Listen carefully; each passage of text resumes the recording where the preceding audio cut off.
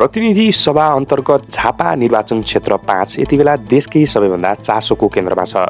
पूर्व प्रधानमन्त्री तथा नेकपा एमालेका अध्यक्ष केपी शर्मा ओलीको गढ मानिने यही क्षेत्र काठमाडौँ महानगरपालिकाका मेयर तथा राष्ट्रिय स्वतन्त्र पार्टीका नेता बालेन्द्र अर्थात् बालेन शाह उम्मेदवारी दिने चर्चाले राजनीतिक वृत्त तरङ्गित बनेको छ। सामाजिक सञ्जालदेखि चिया पसलसम्म, पार्टी कार्यालयदेखि गाउँटोलसम्म सबै ठाउँमा एउटै प्रश्न घुमिरहेको छ। बालेन के साँच्चीकै झापा 5बाट उठ्छन् कि उठ्दैनन् र यदि उठे भने ओलीको किल्ला भत्किन्छ कि फेरि सुरक्षित रहन्छ? यही प्रश्नको जवाफ खोज्न आज हामी झापा 5को राजनीतिक भित्री कथा, संगठनको गणित, जनमतको मनोविज्ञान र नेताहरूको दाबीको विश्लेषण गर्नेछौँ। राष्ट्रिय स्वतन्त्र पार्टीले बालेन शाहलाई भावी प्रधानमन्त्रीका रूपमा अघि सारेको छ र उनी झापा 5बाट उम्मेद्वार बन्ने चर्चाले रासोपा भित्र मात्र होइन, एमाले, काङ्ग्रेस, राप्रपा र अन्य दलहरूलाई पनि सतर्क बनाएको छ। यद्यपि अहिलेसम्म बालेनले झापा 5बाटै उम्मेदवारी दिने आधिकारिक घोषणा भने गरिसकेका छैनन्, तर रासोपा भित्रैबाट चलाइएको यो चर्चाले देशभर चासो बढाएको छ। धेरैले प्रश्न गरिरहेका छन्, बालेन झापा पास्ने किन ओलीकै गढ रोज्दैछन्, किन सजिलो क्षेत्र छोडेर सिङ्गो ओलीकै गढमै छिर्न खोज्दैछन्? बालेनका लागि झापा राजनीतिक रूपमा नयाँ थलो हो, न पारिवारिक साइनो, न सामाजिक सम्बन्ध, न पुरानो संगठन। अर्कोतर्फ केपी शर्मा ओलीका लागि भने झापा 5 देशकै सबैभन्दा सुरक्षित निर्वाचन क्षेत्र मानिन्छ। उनी 2048 सालदेखि यही क्षेत्रबाट लड्दै आएका छन्। यही क्षेत्रबाट निर्वाचित भएर उनी पटक पटक प्रधानमन्त्री बनेका छन्। यही कारण यो चुनावलाई अहिले पूर्व प्रधानमन्त्री भर्सेस भावी प्रधानमन्त्रीको रूपमा हेरिन थालेको छ। पुरानो शक्ति र नयाँ पुस्ता बीचको सीधा टक्करका रूपमा बुझिन थालेको छ। रासोपा झापाका कार्यवाहक सभापति प्रकाश पाठकका अनुसार बालेनको झापा यात्रा भावनामा होइन, विशुद्ध राजनीतिक कनेक्सनमा आधारित छ। पाठक भन्छन्, कुनै कनेक्सन र योगदान बिना बालेन झापा 5 किन रोज्ने?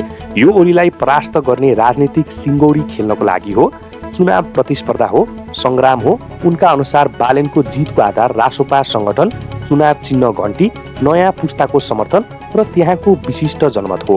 पाठकको दाबी छ, मतदाताले बालेनलाई विगतभन्दा पनि भोलिको आशा, विश्वास र सम्भावनाको रूपमा हेर्नेछन्, मुलुकको निर्माणको आधार स्तम्भको रूपमा हेर्नेछन्। पाठकको भनाइअनुसार बालेनले झापा 5बाटै लड्ने इच्छा पहिलेदेखि नै राख्दै आएका छन्। केन्द्रीय समितिले काठमाडौँ, महोत्तरी वा अन्य सुरक्षित जिल्लाको विकल्प दिए पनि बालेन स्वयंले झापा 5 नै रोजेको दावी गरिएको छ। चितवनपछि रासोपाको बलियो संगठन मानिने झापा जिल्लाको कमिटीको तयारी पनि यसको कारण भएको बताइएको छ। पाठक भन्छन्, हामी जित्नेछौँ, ढुक्क हुनुहोस्। ओलीलाई हराउन बालेन नै चाहिन्छ भन्ने होइन, तर उहाँ आउँदा झनै सहज हुने देखिन्छ। तर एमाले पक्ष भने पूर्ण रूपमा आत्मविश्वासी देखिन्छ। एमाले नेता तथा पूर्व महान्यायाधिवक्ता अग्नि खरेल झापा 5मा ओलीको विकल्प नदेखिने बताउँछन्। खरेलका अनुसार ओली र झापा 5 बीच भावनात्मक सम्बन्ध छ, विकाससँग जोडिएको सम्बन्ध छ। 48 सालदेखि यही क्षेत्रबाट लड्दै आएका ओलीले कहिले क्षेत्र बदलेनन्। उहाँ यही माटो, मान्छे र विकाससँग भिज्नु भएको छ। खरेलका अनुसार दमकमा भएको सडक, पुल, भौतिक पूर्वाधार नै ओलीको जितको मुख्य आधार हो। उनले बालेनको सम्भावित आगमनलाई सिङ्गौरी खेल भन्दै प्रधानमन्त्रीको दावेदारलाई यस्तो रिस्क जोनमा चुनाव लड्नु आवेग र उत्तेजना मात्र हुने टिप्पणी गरेका छन्। स्थानीय विश्लेषकहरू पनि दुई धारमा विभाजित छन्। काङ्ग्रेस झापाका नेता ज्ञानमणि भुर्तेल भन्छन्, बालेन युवा पुस्ताका लागि लहर हुन सक्छन्, तर ओली संस्था हुन्। उनका अनुसार दमकमा भएको काम र एमालेको कट्टर कार्यकर्ता सञ्जाल तोड्न बाहिरी शक्तिलाई सजिलो छैन। उनी ओली र राप्रपा अध्यक्ष राजेन्द्र लिङ्गदेन बीचको सम्भावित तालमेलले विपक्षीको ढोका बन्द गरिदिने दावी गर्छन्। तर अर्का पक्षका विश्लेषकहरू भन्छन्, अब समय बदलिएको छ। प्राध्यापक धनञ्जय बास्कोटाका अनुसार अब सङ्गठित सदस्यको भरमा मात्र चुनाव जित्ने दिन सकिएको छ। 35-36 वर्षदेखि एउटै मान्छे सांसद, मन्त्री र प्रधानमन्त्री भइरहेका छन्। जनताले पटक पटक बहुमत र 2/3 दिए पनि आधारभूत समस्या समाधान नभएपछि नयाँ पुस्तामा चरम असन्तुष्टि छ। बास्कोटा भन्छन्, बाबुआमा एमाले काङ्ग्रेस भए पनि छोराछोरी बालेनका लागि कन्भिन्स भइरहेका छन्।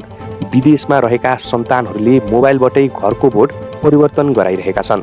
उनका अनुसार झापा 5मा जेन्जी विद्रोहको छाया देखिन सक्छ। काठमाडौँको मेयरको रूपमा बालेनले चालेका साहसिक कदमले युवालाई आकर्षित गरेको छ, तर उनले यो प्रतिस्पर्धा दुवैका लागि जोखिमपूर्ण हुने चेतावनी पनि दिएका छन्। कसैले ढुक्क हुने अवस्था भने छैन। नयाँ र पुरानो पुस्ता बीचको अन्तर्द्वन्द यो देखिन्छ। यसरी हेर्दा एकातिर केपी शर्मा ओलीको 36 वर्ष लामो विरासत, स्थानीय विकास र एमालेको इस्पाती संगठन छ। अर्कोतिर बालेन शाहको रूपमा आएको नयाँ पुस्ताको आकांक्षा, पुराना दलप्रतिको वितृष्णा र परिवर्तनको चाहना छ। यो भिडन्त केवल व्यक्ति विरुद्ध व्यक्ति होइन, यो पुस्ता विरुद्ध पुस्ताको लडाईँ पनि हो, सिस्टम विरुद्ध असन्तुष्टिको लडाईँ पनि हो। अब यहाँ अर्को महत्त्वपूर्ण प्रश्न उठ्छ, राप्रपाको भूमिका के हुन्छ? झापा 5 मा ओलीको जितमा राप्रपाले अघिल्ला चुनावहरूमा सहयोगी भूमिका खेलेको इतिहास छ। 2074 मा एमाले, माओवादी र राप्रपाको गठबन्धन थियो। 2079 मा भने ओली र राप्रपा बीचको तालमेल भएको थियो। त्यसैले ओलीको मतमा राप्रपाको योगदान रहँदै आएको छ।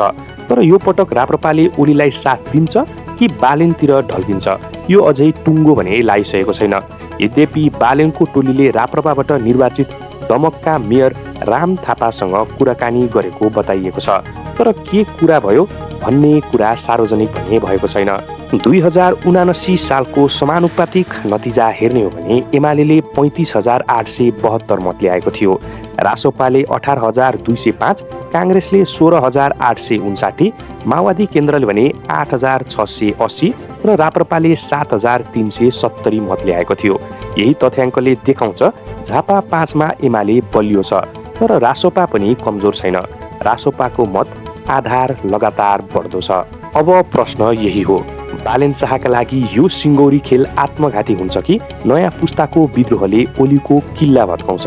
ओलीको अनुभव, संगठन र विकास भारी पर्छ कि बालेनको छवि, युवाको समर्थन र परिवर्तनको लहर भारी पर्छ? यसको अन्तिम निर्णय मतदाताले गर्नेछन् र त्यो निर्णय फागुन 21 पछि मात्र स्पष्ट हुनेछ। अहिलेका लागि यति मात्र निश्चित छ, झापा 5 को चुनाव सामान्य चुनाव भने हुने छैन। यो देशको सबैभन्दा प्रतीक्षित, सबैभन्दा चर्चित र सबैभन्दा मनोवैज्ञानिक युद्ध जस्तो चुनाव बन्नेछ। पुरानो शक्ति आफ्नो गढ जोगाउन मैदानमा उत्रिनेछ, नयाँ पुस्ताकले परिवर्तनको नारा लिएर टक्कर दिनेछन् र नेपालले एक ऐतिहासिक राजनीतिक भिडन्त देख्न पाउनेछ। तपाईलाई यो भिडियो कस्तो लाग्यो? कृपया आफ्नो विचार तल कमेन्टमा लेख्न नबिर्सनुहोला। भिडियो मन परेमा लाइक, शेयर र सब्स्क्राइब गरी हाम्रो च्यानललाई सपोर्ट गरिदिनुहोला। धन्यवाद।